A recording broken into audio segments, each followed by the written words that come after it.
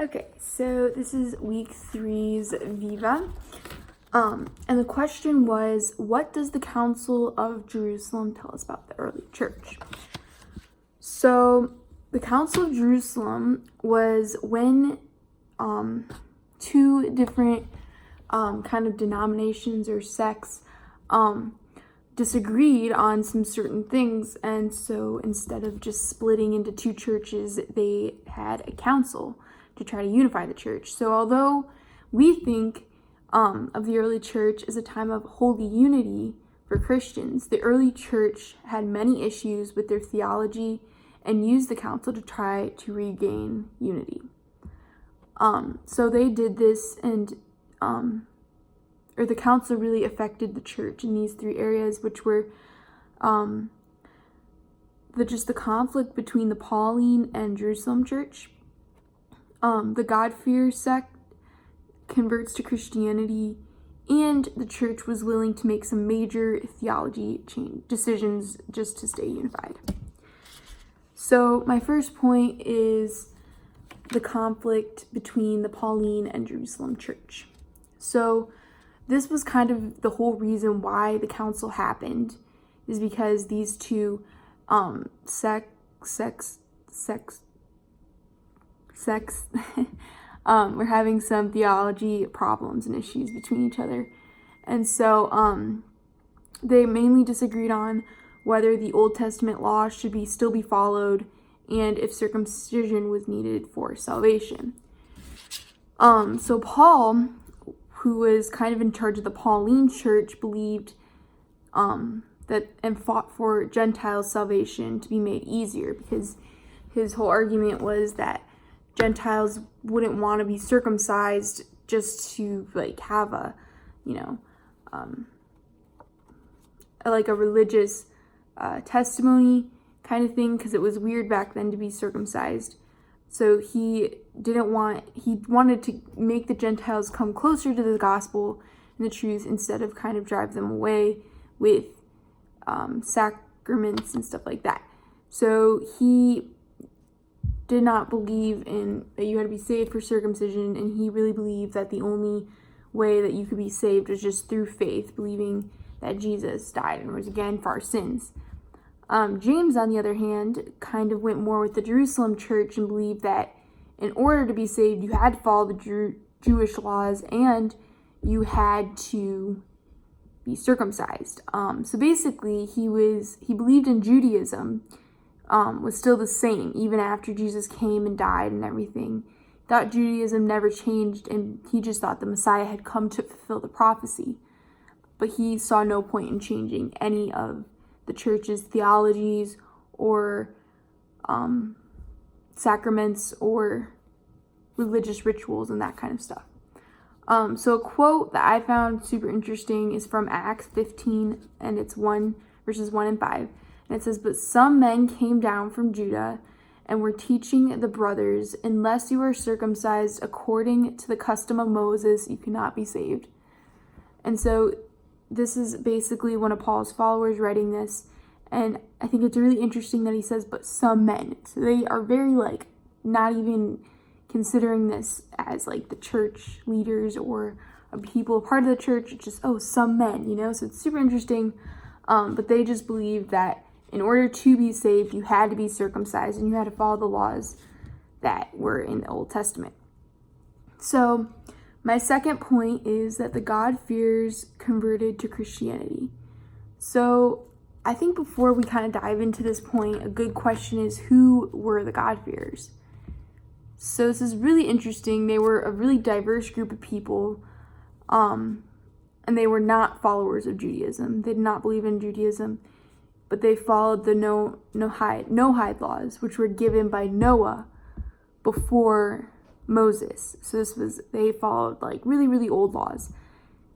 And so they followed these laws, and they believed in Jesus was the Messiah, and they believed that there was a personal God, and they used Yahweh, not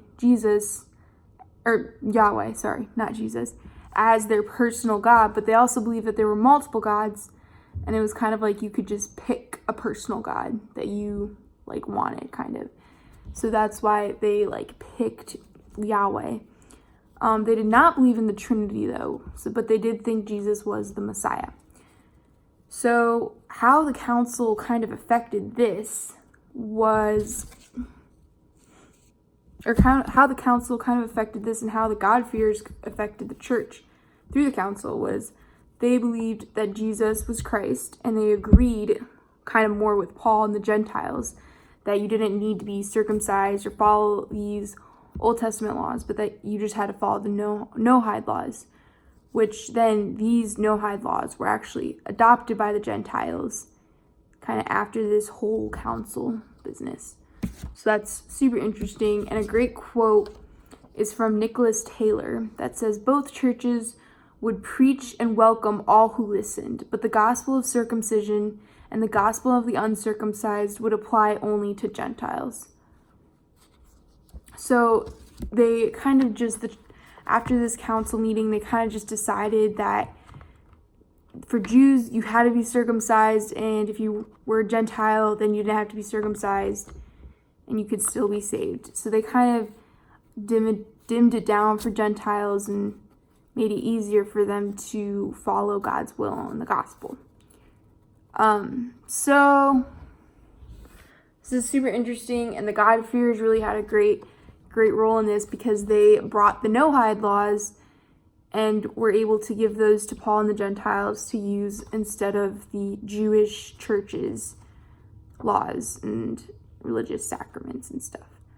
My third and final point is the church made major theology decisions and had to compromise on a lot of things. So instead of the church splitting, as we would have in today's world, if one church had a disagreement with theology, instead of staying together, most likely they would split into two churches.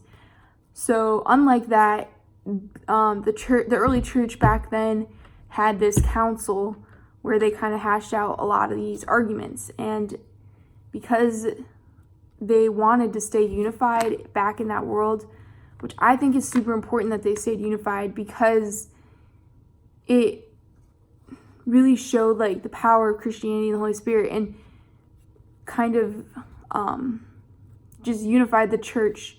So when persecution came, or people didn't agree with them and just gave them a hard time and persecution and stuff like that, and when Jerusalem was destroyed and stuff, they were unified, opposed to having a bunch of different denominations, making it harder for them to stay unified as the Holy Church. So in order for them to stay unified, though, they had to make these major theology decisions and really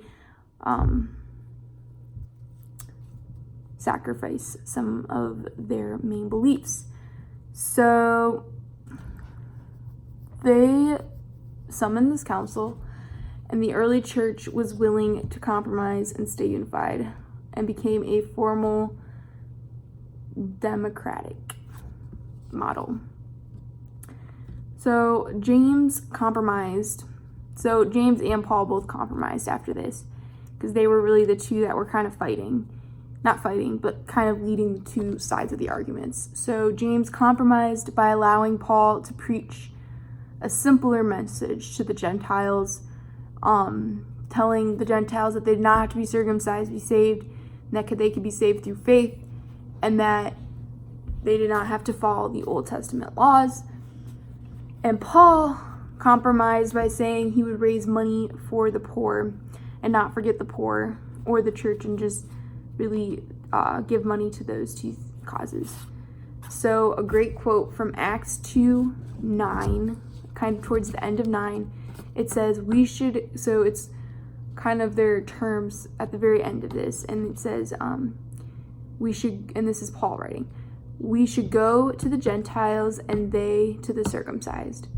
So he and Barnabas decide to go to the Gentiles and really make that their mission. And he's saying they, as in James and some of the other Jewish leaders, that they would go to the circumcised and keep talking to the Jews. So this is just a super interesting